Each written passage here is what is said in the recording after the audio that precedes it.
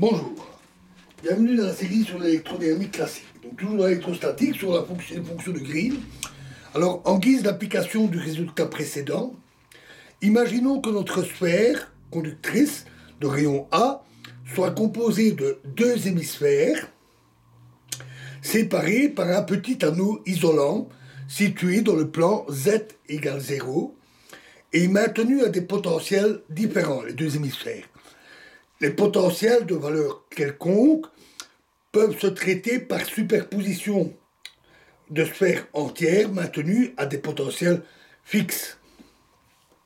On peut donc se limiter au cas où l'hémisphère supérieur est au potentiel plus V et l'hémisphère inférieur au potentiel moins V. Donc on a cette situation-ci.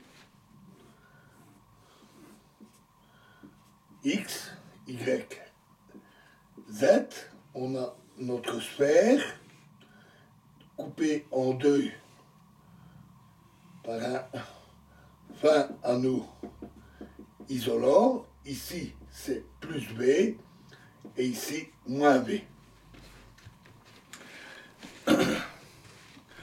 En vertu du résultat précédent, qui donnait le potentiel, la solution phi de x, phi de x θ psi, phi de x θ psi, est donnée par l'intégrale phi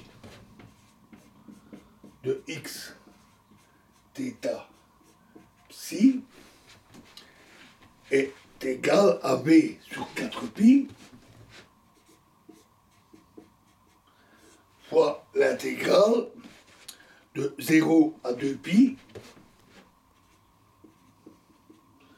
d psi prime fois l'intégrale de 0 à 1 de d cos θ prime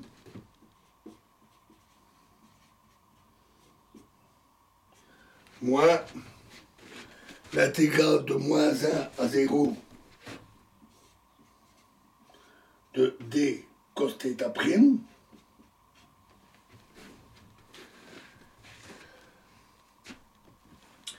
si on ferme l'accolade fois a x carré moins a carré divisé par a carré plus x carré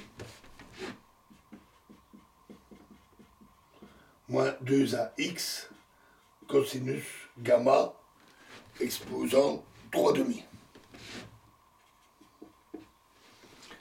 Alors, effectuons les changements de variables θ' moins pi moins θ'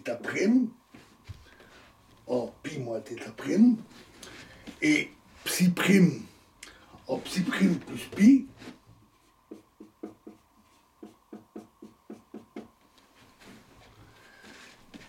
dans la deuxième intégrale, et cela permet d'écrire que le potentiel est égal à V fois A fois x carré moins A, et V fois A fois x carré moins A carré sur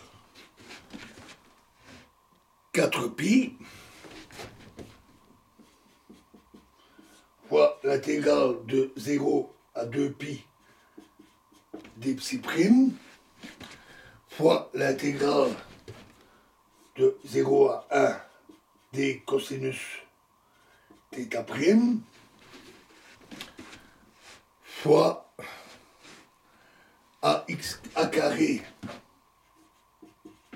plus x carré moins 2ax cosinus gamma exposant moins 3 demi, cosinus gamma exposant moins 3 demi, moins a carré plus x carré plus 2ax cosinus gamma exposant moins 3 demi, et fermer le crochet. Alors malheureusement, cosinus gamma ne dépend pas de manière simple des angles θ, psi prime et θ psi. La dépendance du cosinus est assez complexe. Et cela empêche généralement d'intégrer explicitement cette relation. Relation générale n'ayant pas de solution analytique. Donc considérons alors le cas particulier du potentiel sur l'axe des z positif. Donc la partie, le potentiel sur cet axe-là. On a alors cosinus gamma est égal à cosinus θ', parce que θ est égal à 0. Et alors, dans ce cas-là, avec cosinus θ' au lieu de cos gamma, et la dérivée par rapport à cos θ', l'intégrale par rapport à cos θ', l'intégration est immédiate. Elle est élémentaire et elle donne phi de x égale v fois 1 moins z carré moins a carré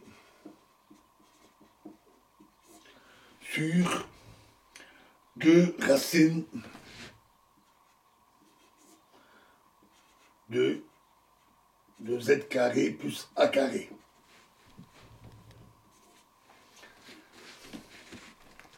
En z égale a, le potentiel prend la valeur v, comme attendu, et aux grandes distances, il se comporte asymptotiquement comme 3 VA carré sur 2Z carré.